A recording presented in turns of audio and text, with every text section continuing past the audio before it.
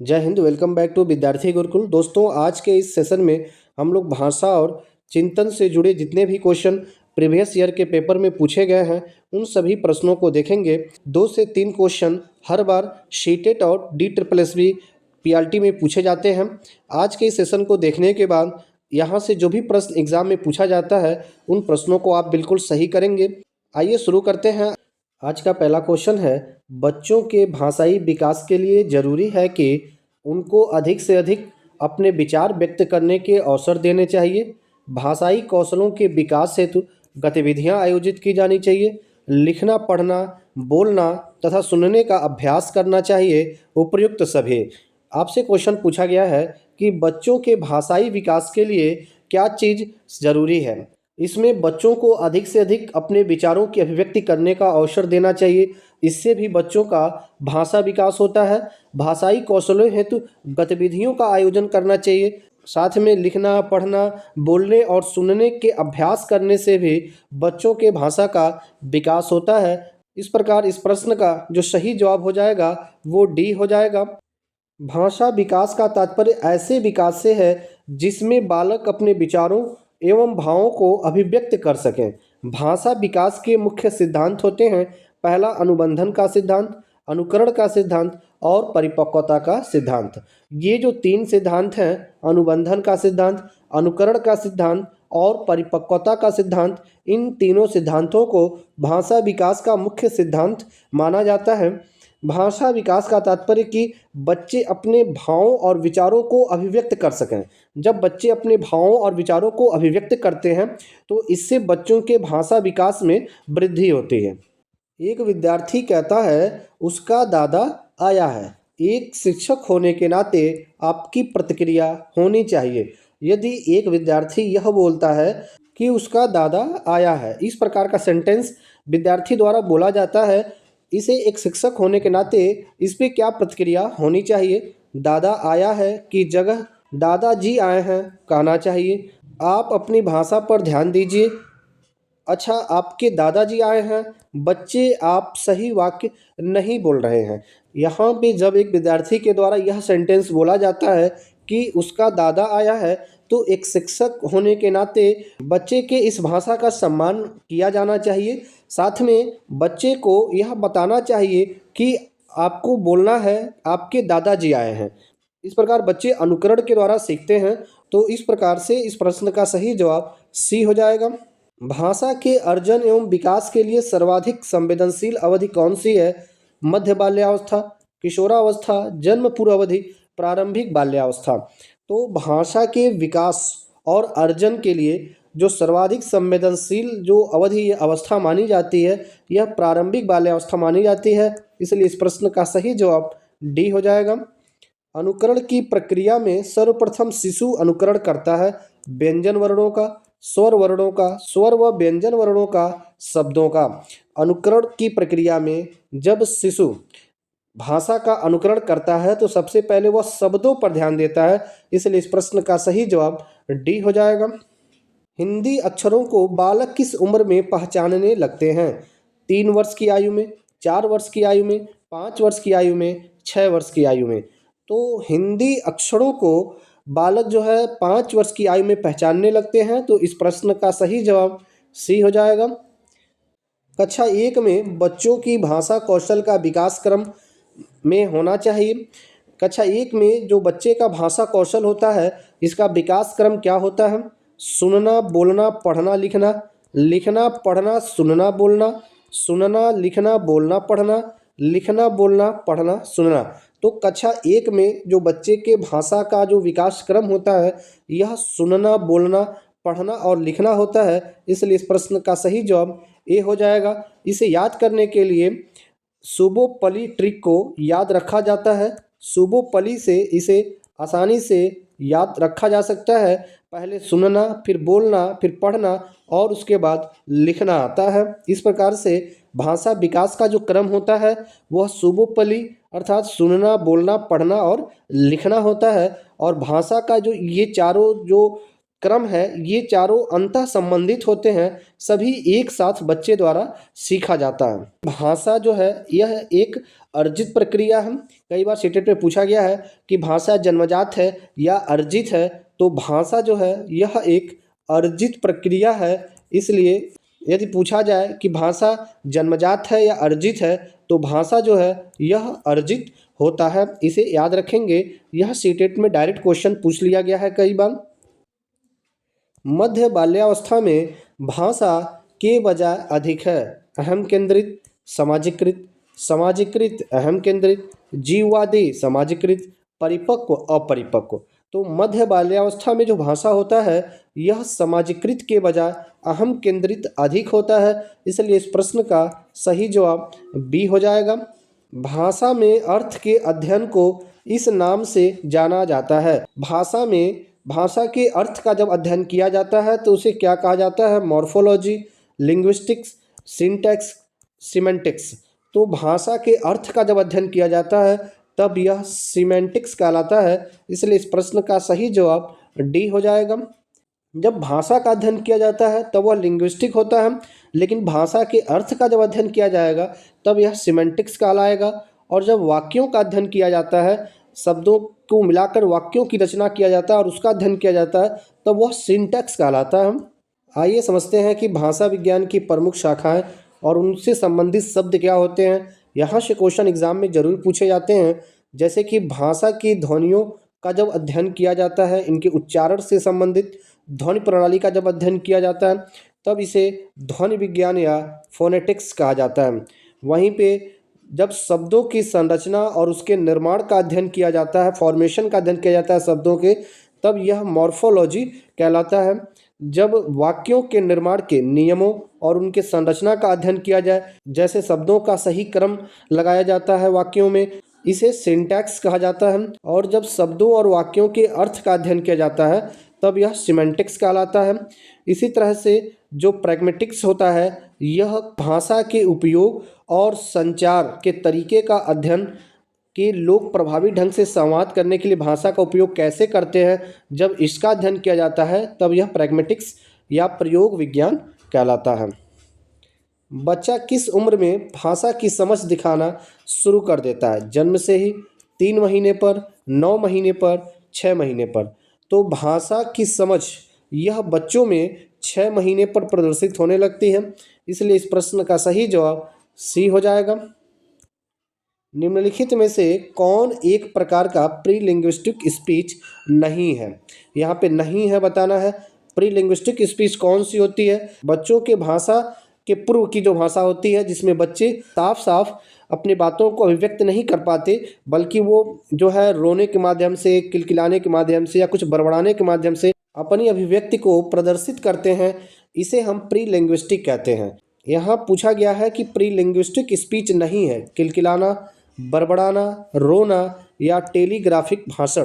तो इस प्रश्न का सही जवाब सी हो जाएगा। टेलीग्राफिक जो भाषण होता है यह प्रीलिंग्विस्टिक स्पीच के अंतर्गत नहीं आता है। किलकिलाना, बड़बड़ाना, रोना, यह सभी प्रीलिंग्विस्टिक स्पीच के अंतर्गत आता है। इसलिए यदि बच्चे किलकिलाते हैं या बड़बड़ाते हैं या रोते हैं, तभी यह उनके भाषा का एक प्रकार होता है, जो कि भाषा के पूर्व की भाषा होती है, जिसे प्रीलिंग्विस्टिक स्पीच कहा जाता है। इसमें बच्चे इन गतिविधियों के माध्यम से बच्चे अपने भावों को, अपने विचारों को अभिव्यक्त कर रहे होते हैं। निम्नलिखित में से कौन से युग्म के सही होने की संभावना सबसे कम है? भाषा और विचार प्रारंभ में 2 भिन्न गतिविधियां हैं। वाइगोस्की के अनुसार भाषा विचार पर आधारित है। पियाजे के अनुसार भाषा वातावरण में एक उद्दीपक है। बीएफ स्किनर के अनुसार बच्चे भाषा के बारे में निश्चित ज्ञान के साथ प्रवेश करते हैं। चौमस्की के अनुसार। तो इसमें से सबसे कम सही होने की संभावना कौन सी है? तो इस प्रश्न का सही जवाब सी हो जाएगा। बीएफ स्किनर ने अधिगम के लिए क्रिया प्रसूत अधिगम का सिद्धांत दिया। इसके अनुसार भाषा भी क्रिया प्रसूत अनुबंधन सिद्धांत के आधार पर सीखा जा सकता है। इनके अनुसार भाषा सीखने के लिए पुनर्बलन की आवश्यकता होती है, जो क्रिया प्रसूत अनुबंधन का मूलाधार है। इसका मानना है कि भाषा एक उद्दीपक अवश्य है, किंतु उसके लिए प्रतिक्रिया अनिवार्य शर्त होती है। इसीलिए यह संभावना सबसे कम होगा। भाषा विकास में यूनिवर्सल ग्रामर के सिद्धांत किसने पेश किया था? भाषा के विकास में जो यूनिवर्सल ग्रामर के बारे में जिन्होंने बताया है वह कौन है? पियाजे, वाइगोत्स्की, स्किनर या चॉम्स्की? तो इस प्रश्न का सही जवाब डी हो जाएगा। नॉन चॉम्स्की ने भाषा विकास में यूनिवर्सल ग्रामर का सिद्धांत दिया था। बच्चों में भाषा का विकास इस सिद्धांत के अंतर्गत होता है। एकीकरण, एक रूप पैटर्न, निरंतरता, व्यक्तिगत भिन्नता। तो बच्चों में जो भाषा का विकास होता है वह एक रूप पैटर्न पर होता है, इसलिए इस प्रश्न का सही जवाब बी हो जाएगा। बच्चों में भाषा का विकास एक रूप पैटर्न पर होता है। सामान्य रूप से सभी बालकों में भाषा का विकास एक क्रमिक पैटर्न पर होता है। जैसे सभी बालक प्रारंभ में रुदन करते हैं, फिर बड़बड़ाने की क्रिया करते हैं, फिर हाव भाव प्रदर्शित करते हैं, फिर भाषा का प्रयोग, भाषा अवबोधन, शब्दावली निर्माण और अंत में भाषा पर स्वामित्व प्राप्त कर लेते हैं और बड़े बड़े सेंटेंस वाक्य बोलने लगते हैं। तो इस प्रकार से ये जो भाषा का एक पैटर्न है इसे भाषा का एक रूप पैटर्न कहा जाता है। जब कोई बच्चा किसी शब्द का गलत उच्चारण करता है तो आप क्या करेंगे? कहेंगे कि ऐसा मत बोलो, शुद्ध उच्चारण बताएंगे, गलत उच्चारण के लिए उसे डांटेंगे, ध्यान नहीं देंगे। जब एक बच्चा गलत शब्द का उच्चारण करता है तब भी हम उसके उस विचार को स्वीकार करेंगे और उस बच्चे को शुद्ध उच्चारण बताएंगे और उसे उसकी पुनरावृत्ति करने के लिए समझाएंगे। इस तरह इस प्रश्न का सही जवाब बी हो जाएगा। भाषा शिक्षण की प्रथम कक्षा किसे माना जाता है? पूर्व प्राथमिक कक्षा को, प्लेवे विद्यालय को, घर को, उपरोक्त सभी। भाषा शिक्षण की जो प्रथम कक्षा होती है यह घर को माना जाता है, इसलिए इस प्रश्न का सही जवाब सी हो जाएगा। बच्चे सबसे पहले भाषा का अनुकरण करना यह घर से ही सीखते हैं। शब्दों का अनुकरण करना बच्चा घर से ही सीखता है। वाणी दोष नहीं है। ध्वनि परिवर्तन और अस्पष्ट उच्चारण, धीमी या तेज गति से बोलना, हकलाना और तुतलाना, तीव्र अस्पष्ट वाणी। यहाँ पे पूछा गया है कि वाणी दोष नहीं है, नहीं बताना है तो धीमी या तेज गति से बोलना यह किसी प्रकार के वाणी दोष में नहीं आता है, इसलिए इस प्रश्न का सही आंसर बी हो जाएगा। भाषा में अर्थ की सबसे छोटी इकाई है। यहाँ पे पूछा गया है कि भाषा में अर्थ की सबसे छोटी इकाई कौन सी है, यह पूछा गया। स्वनिम, संकेत प्रयोग विज्ञान, वाक्य या रूपीम। यहाँ पे पूछा गया है कि भाषा में अर्थ की सबसे छोटी इकाई क्या है, तो इसका सही जवाब डी हो जाएगा, रूपीम। किसी भाषा या बोली में स्वनिम, जिसे फोनिम भी कहा जाता है, उच्चारित ध्वनि की सबसे छोटी इकाई है। स्वनिम उच्चारित भाषा की एक ऐसी लघुत्तम इकाई है जिससे दो स्वनिमों का अंतर स्पष्ट होता है, जैसे ज, न, प आदि। रूपीम क्या होता है? भाषा उच्चारण की लघुत्तम अर्थवान इकाई होती है। रूपीम स्वनिमों का एक ऐसा न्यूनतम अनुक्रम है जो व्याकरणिक दृष्टि से सार्थक होता है। भाषा या बोली के उच्चारित ध्वनि की सबसे छोटी इकाई, तब उसका जवाब स्वनिम हो जाएगा, और भाषा के अर्थ की सबसे छोटी इकाई, तब उसका जवाब रूपीम हो जाएगा। बोली जाने वाली भाषा की सबसे छोटी इकाई है।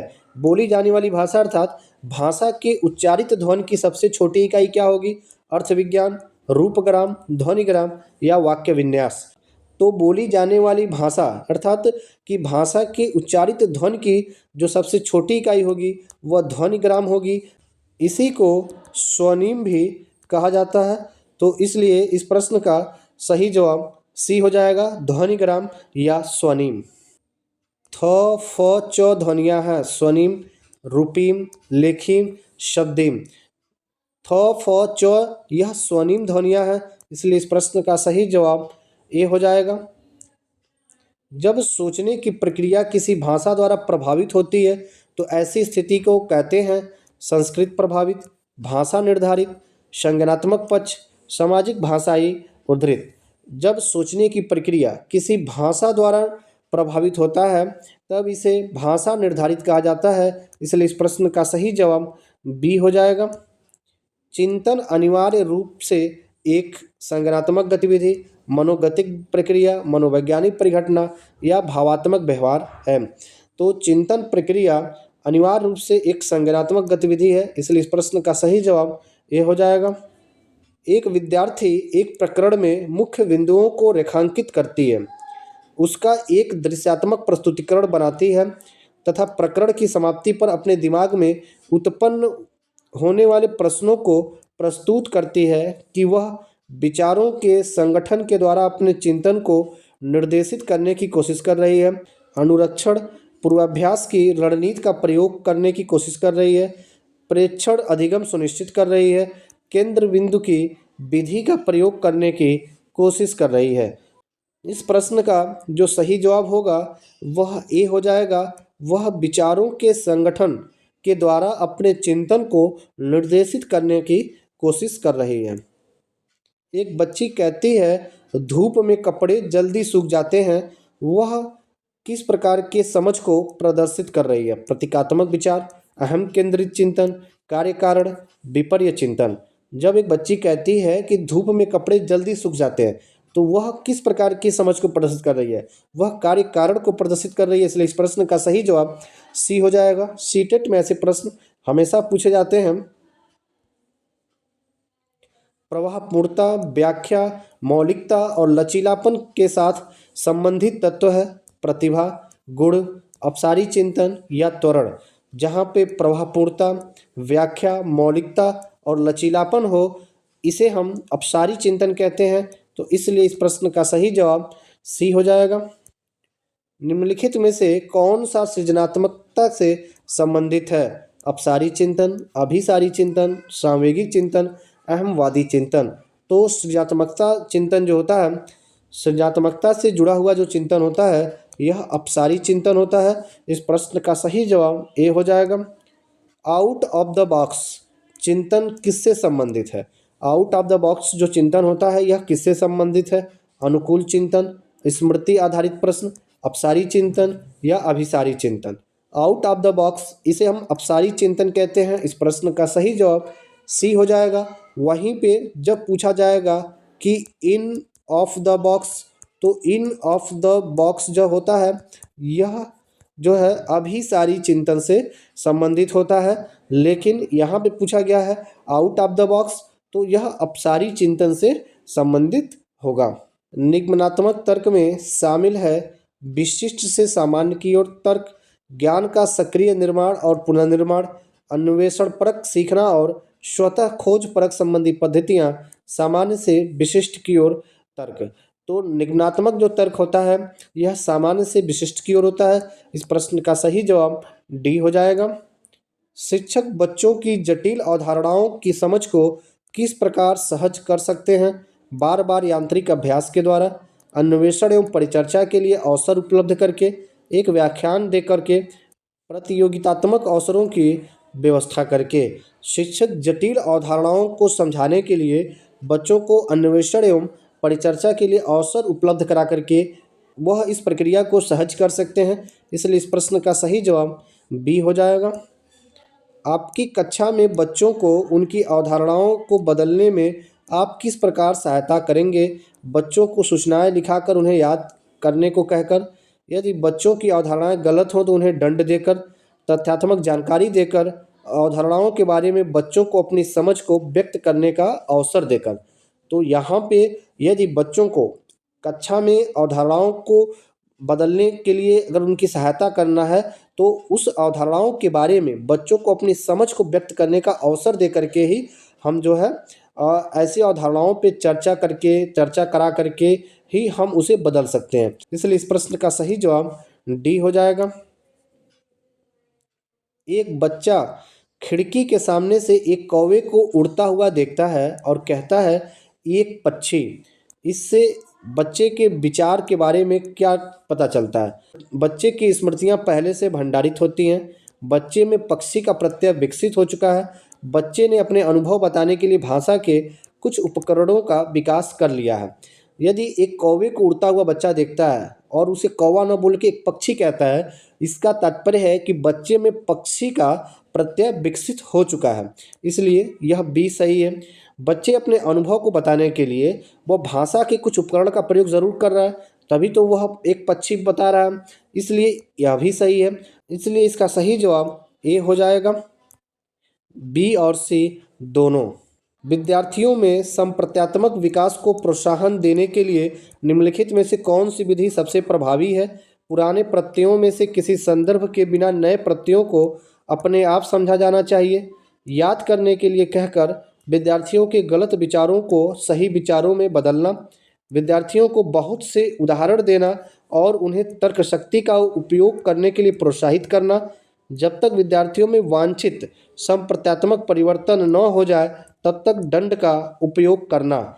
यदि विद्यार्थियों में संप्रत्यात्मक विकास को प्रोत्साहन देना है तो यहाँ पर विद्यार्थियों को बहुत से उदाहरण देना और उन्हें तर्कशक्ति का उपयोग करने के लिए प्रोत्साहित करना होगा। इसलिए इस प्रश्न का सही जवाब सी हो जाएगा। अभी तक यदि आपने वीडियो को लाइक नहीं किया तो लाइक कर दीजिए, इसे अपने दोस्तों के साथ शेयर ज़रूर कीजिएगा।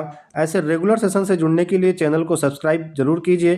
कमेंट करके बताइए आगे आप सीटेट के किस टॉपिक पर वीडियो चाहते हैं, उस पर वीडियो देने का हम पूरा प्रयास करेंगे। व्हाट्सएप पर हमारा विद्यार्थी गुरुकुल का चैनल बना हुआ है, इसे ज्वाइन होने के लिए इस वीडियो के डिस्क्रिप्शन में आपको इसका लिंक मिल जाएगा, जिसकी सहायता से विद्यार्थी गुरुकुल के व्हाट्सएप चैनल से आप ज्वाइन हो सकते हैं, जहाँ पे सभी फ्यूचर अपडेट्स और स्टडी मटेरियल्स शेयर किए जाते रहते हैं। मिलते हैं फिर आपसे नेक्स्ट सेशन में। जय हिंद, शुक्रिया।